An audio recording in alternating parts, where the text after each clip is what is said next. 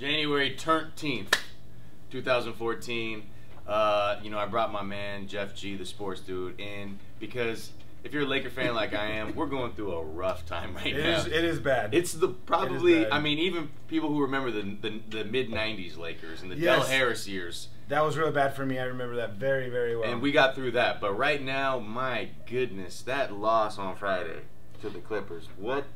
I mean, I just brought Jeff in because Jeff, just let us know. Are we just screwed forever? What's going on? No, not screwed forever, but screwed for about 2 years or so. Right. Yeah, probably at least a couple more years. They got a lot of things to get straight, and to be honest with you, I think number one on that list is to get rid of that damn coach.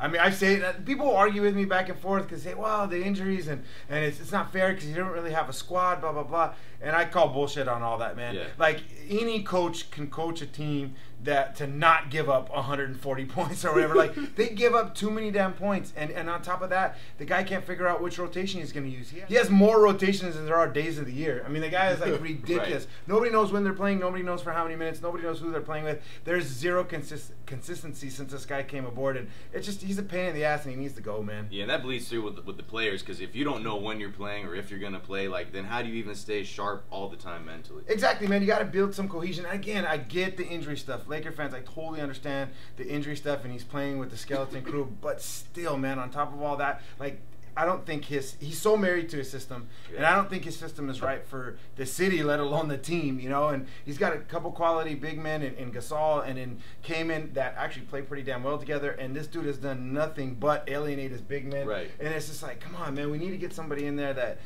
they're actually going to listen to. Because my opinion, they're checked out, dude. Yeah, no one's. They're playing for their next contract exactly. instead of playing for him, and that's the problem. And what do you think as far as like people talk about like, oh, well, we'll get some draft picks, we'll trade for some first-round draft picks, or we'll get Melo or something like that. Is that realistic, or what do you think? There's anything can happen. I mean, first of all, don't get Melo. I mean, the guy doesn't play defense, and what do you want another guy that's just gonna, throw up more shots? I mean, I think that's a problem right there. Right. But I mean, I think if they have to decide at some point whether or not they're gonna keep Gasol, and if they're gonna get rid of him, I think that they're gonna have to really get some nice picks. You know, obviously Cleveland hated and gave Chicago 3 picks. They didn't offer the Lakers any, so they're just hating on the Lakers. But I mean, if a team offers some really high quality picks, I think it's worth it for this year's draft because there's some strong players coming out. But it's gonna have to be good. I'm a Pau Gasol fan and probably a big apologist for him. I think he's a great player, and I think that if they really wanted to, they could probably get him to come back for cheaper next year, kind of do like a Tim Duncan type situation,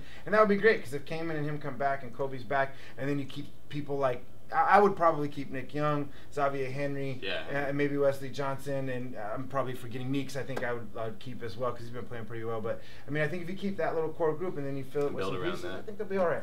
So we're saying this year's obviously a write-off. This year is. You're saying next year possibly that's just another. I think next year's going to be tough too. I mean, unless they really get lucky. I mean, because really everyone's talking about it's free agency. Next year's free agency isn't as great as everybody thinks because it's those 2 big players and then a few other ones. I think the good look is for Kevin Love in a couple years, and you got Rondo in there and a few other players. But I think that's the one you got to look forward to is the one a couple years down the line. And then then I truly believe, man, that Jay-Z is going to bring Kevin Durant in the Lakers uniform. Ooh. I believe it. That's a few years down the road, but that's like my wish. That's everyone's wish. Yeah, I just have that feeling, and it's also my wish, so you never know. Okay, all right. Well, you guys heard it. It's a tough time right now, but stay strong.